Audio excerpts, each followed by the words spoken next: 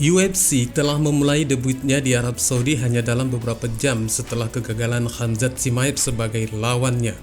Robert Whittaker langsung menemukan penggantinya dengan melawan pesaing yang baru saja turun ke pertarungan elit, Ikram Aliskirov, untuk menjadi headline di acara tersebut.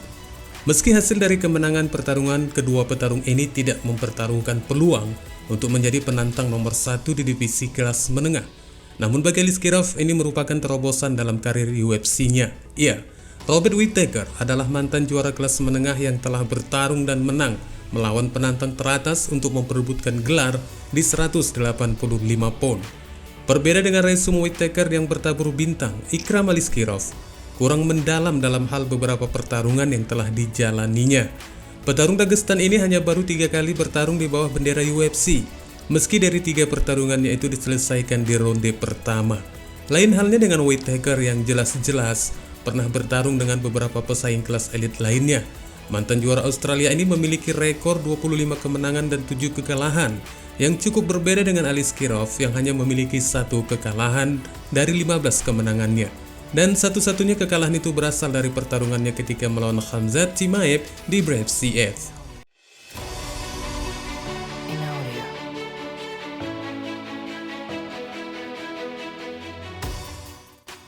Jika dilihat dari resume yang dimiliki Robert Whittaker, Aliskirov memang terlihat layak untuk menjadi satu lawan yang cukup diremehkan.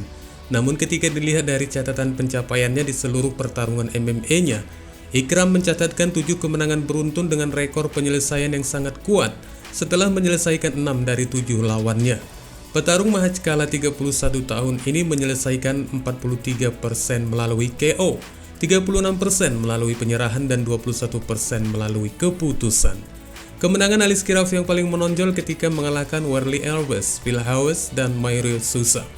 Dan jika dibandingkan dengan Robert Whittaker yang jelas lebih menumpuk dari Aliskirov, kelihatannya itu tidak cukup adil untuk dilakukan. Terakhir kali Robert Whittaker melakukan serangan single fight winning beruntun ketika melawan Paulo Costa. Dan dari semua catatannya, Whittaker telah memenangkan pertarungannya dengan KO sebesar 36%, 20% dengan cara submission, dan 44% pertarungannya dengan keputusan. Dari catatan persentase kedua petarung ini, pertarungan ini kelihatannya cukup penting untuk menentukan nasib mereka di kelas menengah.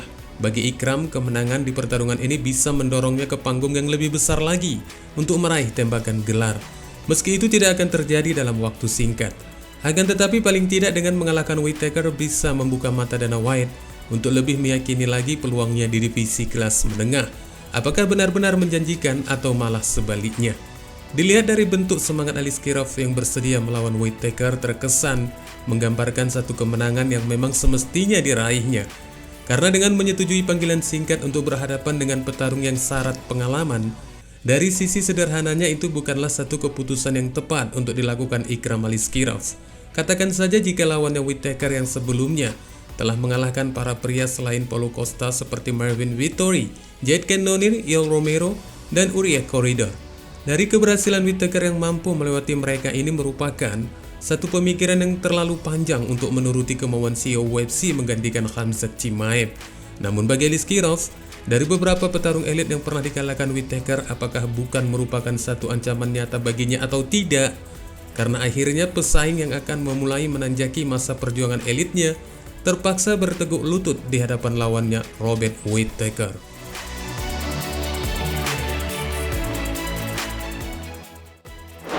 Mantan juara kelas menengah yang tak terbantahkan Robert Whittaker akhirnya kembali mampu memegang obor di puncak divisi dari pertarungan keduanya yang digelar di Arab Saudi. Draper melakukan pekerjaan terbaiknya dengan menggelar pertarungan yang cukup singkat melawan Ikram Aliskirov.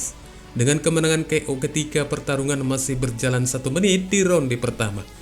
Bagi Aliskirov yang juga sebelumnya telah diragukan sebagian penggemar untuk mampu melewati pertarungan ini, akhirnya hanya mencatatkan coretan yang menodai rekor pertarungan dari 3 kemenangan sebelumnya di kandang UFC.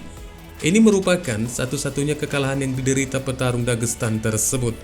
Whittaker kemudian membuktikan bahwa ada level dalam permainan ini setelah dia memukul Aliskirov dengan pukulan kiri yang terlihat kaku selama pertukaran awal, yang mengarah ke penyelesaian hanya beberapa detik kemudian. Dengan Aliskirov yang bermain skate, Whittaker melaju ke depan dengan kombinasi yang luar biasa, termasuk pukulan keras yang menjatuhkan lawannya ke kanvas. Whittaker menindaklanjutinya dengan beberapa pukulan lagi sebelum wasit Mike Goddard menyelamatkan Aliskerov dari tingkat bahaya yang lebih lanjut. Petarung Australia itu pun kini berhasil mencatatkan 2 kemenangan beruntunnya dari penampilan terbaiknya di Arab Saudi. Mantan juara itu meraih kemenangan secara penghentian pertamanya sejak tahun 2017, di mana dia kemudian mengalahkan Ronaldo Souza dengan tendangan tinggi dan tendangan penghentian.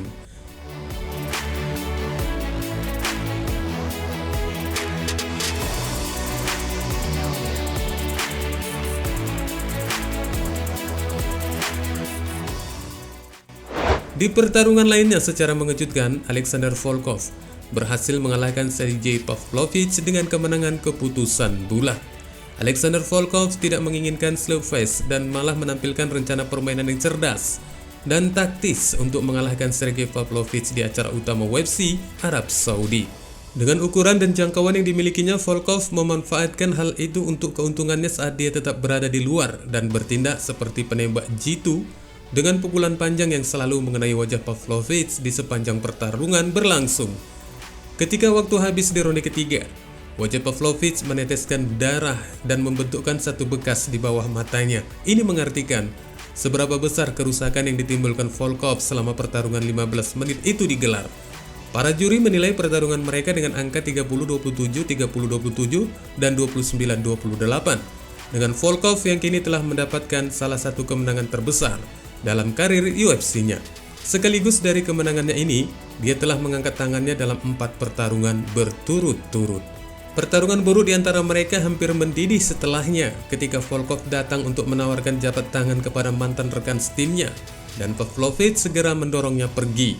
Bagian dari interaksi itu mungkin terjadi ketika Pavlovich mengungkapkan rasa frustasinya setelah dia gagal melakukan serangan signifikan dalam pertarungan tersebut. Seperti biasa, Pavlovich memang tampil agresif, melemparkan beberapa ledakan besar, tetapi dia tidak bisa menemukan sasaran untuk pukulan terbesarnya. Dan sebagai imbalannya, Volkov memberikan keunggulan di wajah Pavlovich sambil menunjukkan kehati-hatian agar tidak terlalu baku tembak dengan lawan yang bertangan berat. Berkali-kali Volkov melepaskan jab yang sama yang membuat hidungnya terluka saat Pavlovich berjuang untuk masuk ke dalam pertahanan lawannya yang berasal dari negara yang sama. Ada saat-saat yang cukup singkat ketika Pavlovich mampu melepaskan pukulan terkuatnya. Namun sebagian besar pukulannya itu terkesan karena mengikuti arahan dari permainan Volkov saat dia berputar mengelilingi segi 8. Volkov terus menyerang dengan tinjunya sambil juga melakukan beberapa tendangan betis yang juga memperlambat Pavlovich. Meskipun pertarungan ini cukup membuatnya frustasi, namun Volkov mengerti bagaimana bentuk kunci utama dari pertarungannya ini dengan tidak membiarkan pertahanannya terlihat melemah, terutama dalam beberapa momen ketika dia memutuskan untuk bertukar pukulan dengan Pavlovich di kakinya. Tidak ada keraguan bahwa Volkov telah berbuat lebih dari cukup untuk menang di pertarungan ini dengan suara bulat. Saat ini dengan rentetan kemenangan beruntun, Volkov berharap meraih kesempatannya untuk tembakan gelar UFC di masa depan. Wassalamualaikum warahmatullahi wabarakatuh.